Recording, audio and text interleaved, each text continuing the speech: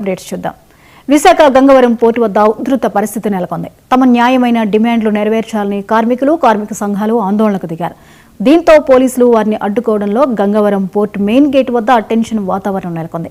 వందలాది మంది పోర్టు కార్మికులు చేరుకుని తమ సమస్యలు పరిశీలించాలని డిమాండ్ చేయడంతో పోలీసులతో వారికి వాగ్వాదం జరుగుతోంది.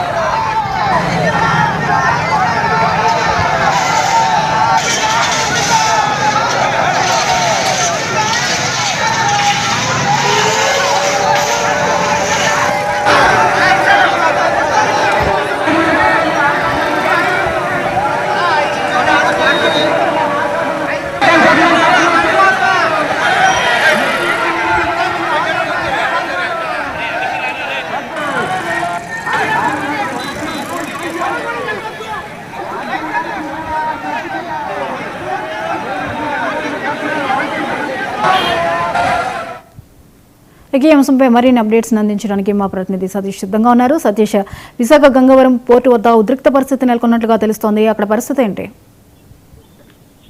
జ్యోతి, గంగవరం పోర్టు ముందు నుంచి కూడా అదాన్ని అనుమతిస్తున్నప్పటి నుంచి కూడా అక్కడ ఉద్రిక్త పరిస్థితి నెలకొంటుంది. ముందు నుంచి కూడా కార్మికులు దాన్ని వ్యతిరేకిస్తూ ఎన్నో ధర్నాలు చేస్తున్న పరిస్థితి అయితే కనిపిస్తుంది.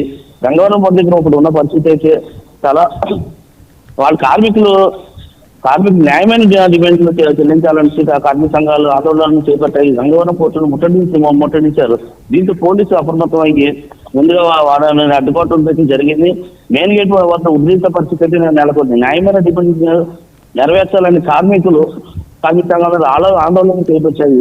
గంగవరం పోర్టును ముట్టడితో పోలీసులు వారు అడ్డుకోవడంతో కూడా జరుగుతుంది. కార్మికులు చేరుకున్న సమస్యలు డిమాండ్ చేయాలని అసలు కోరుతున్న నేపథ్యం కూడా కనిపిస్తుంది.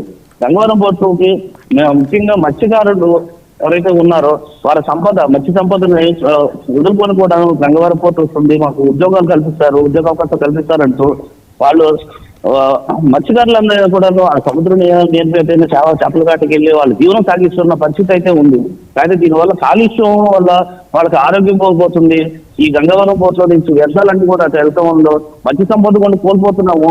అయినప్పటికీ మాకు న్యాయం జరగట్లేదని అంటూ కార్మికులు డిమాండ్ చేస్తూ ఉన్నారు.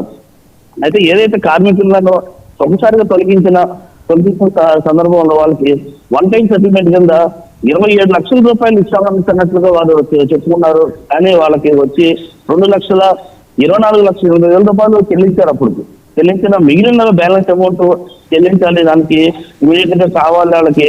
అలాగే 20,000 రూపాయలు ప్రావిడెంట్ ఫండ్ గ్రాంట్ చేయాలంటే మత్స్యకారులు డిమాండ్ చేస్తున్న పరిస్థితితో నిలబడుతుంది. 2 ఏళ్ళుగా డబ్బులు చెల్లిస్తామని అంటూ కార్మికులకి మభ్య పెడుతూనే వస్తున్నారు తప్ప వారికి ఇంతవరకు కూడా డబ్బులు చెల్లించట్లేదు అంటే మరొకసారి ఉద్రేకతకు దాటిసిన పరిస్థితిగా కనిపిస్తుంది.